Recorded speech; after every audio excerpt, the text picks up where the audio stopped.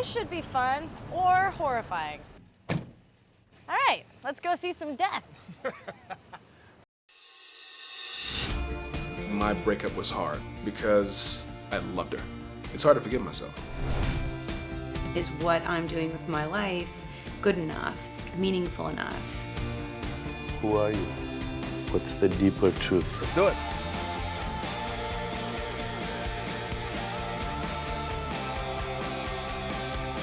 I'm so excited.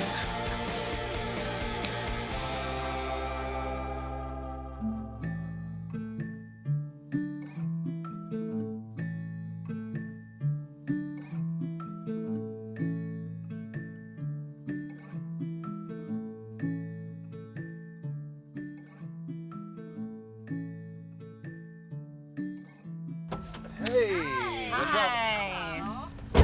I'm Natalie. Hi, Natalie. I'm Hannah. Hi.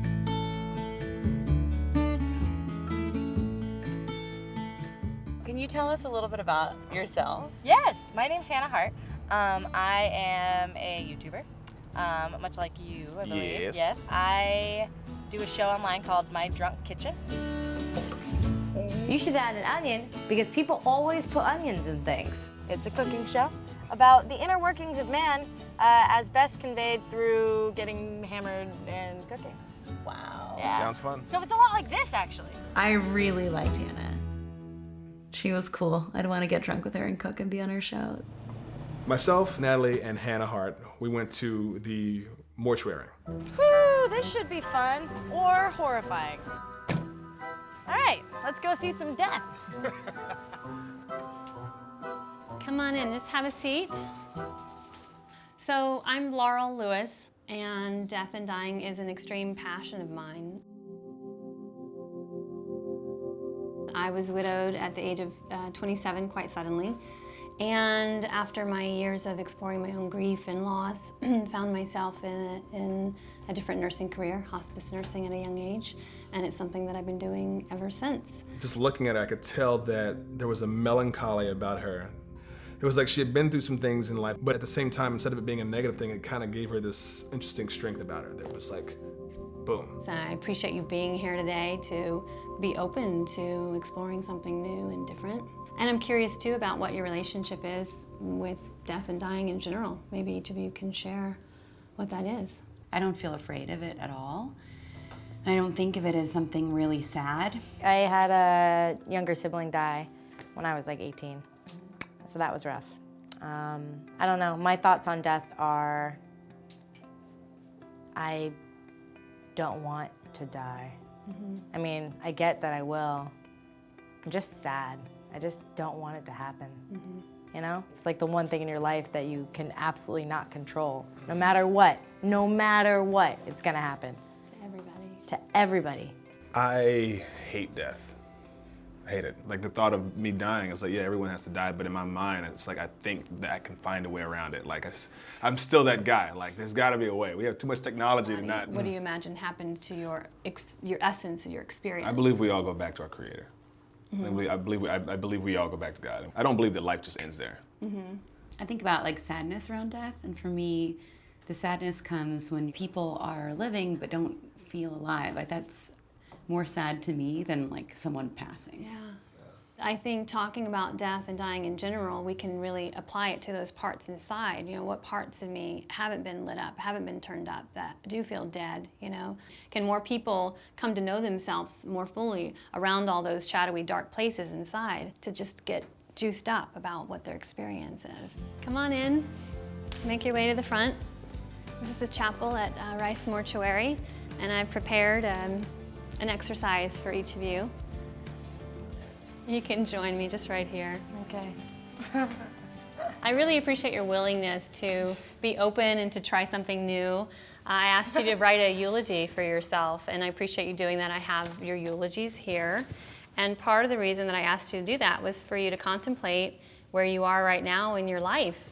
The other thing that I wanted to do with having you here in the chapel at the mortuary is to experience in part what it might be like to be dead, to be in a coffin, to consider that you've already taken your last breath, I thought y'all was gonna have us crawl into the casket, which for some reason I would have done, just to see how dark it felt. I was really happy I wasn't in the coffin, because I think they rent it out. So I'm gonna have Iman sit first. I'm gonna have Natalie read.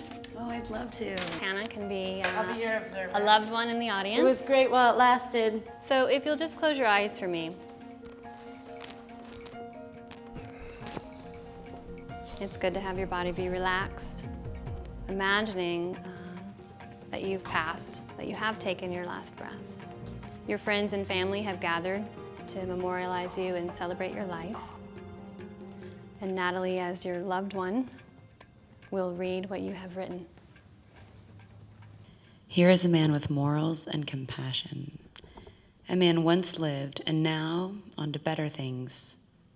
If there was one thing to remember about Iman, Iman lived by passion and love. Hannah Hart loved people. She lived her life with purpose and was a resource to many. Though her path was unconventional in her golden years, Hannah was able to start a foundation for kids and families who were a part of the foster system, offering those in need both emotional and financial support. Natalie was the flyest bitch out. She was the loving and proud mother of her 3 beautiful children. Nothing made her happier than watching her children become whole, fulfilled expressions of themselves. Hannah was reading my eulogy that I wrote. It's not easy to always say the things honestly about yourself if you believe them. Stanford engineer, professional athlete, world traveler, entrepreneur, and badass business bitch, in the female sense, not the mean sense. Natalie always followed her heart and her intuition to that which fed her soul. Now, Natalie is on to her next adventure, and we send her all of our love. It seems so silly to wait until you're dead to be accepting and hearing people talk about you in this way. I do feel that it should not be in death that you hear those things for the first time. That was an interesting experience just because it made me realize how I want to live.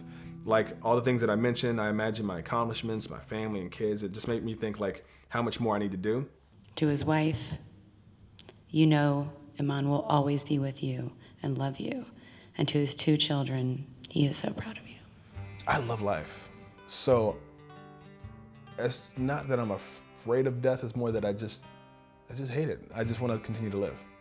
So Iman, maybe you'll share with us a little bit about what your experience was and what came forward for you. I feel a lot of tension in my stomach, just because like of how I feel about death. Oh man, I love being alive. That's a lot better than being dead. Well, what was that like? Just totally difficult. Difficult how? You know, relax like that, let go. Like I feel like I don't want to let go. We've been talking like, who am I? What is my purpose? It was much easier to write a eulogy and be like, all of a sudden all that stuff came out. And I just thought it was easier to think of my life's purpose going all the way in the future and thinking backwards than all these questions we've been having in the present. What is your purpose? I'm like, shit, I don't know. I got really uncomfortable writing certain things or saying it because it was that whole plan worthiness. Like, that's bragging. I'm not worthy enough to, like, I'm not worthy of certain titles. Yeah, like I was gonna, like I wanted to write like Oscar award winning, you know, like cause I picture, you know, that's my goal is to be on a silver screen and to be that guy. I think that there's a big difference between confidence and arrogance. Like to be self-aware, to be self-contained is not to be selfish and like self-centered, you know? It's like you can 100% take good care of yourself and know yourself and have your goals and also be present in your love and interactions with others. And in fact, you're gonna be giving them something more authentic because it's coming from a solid foundation. If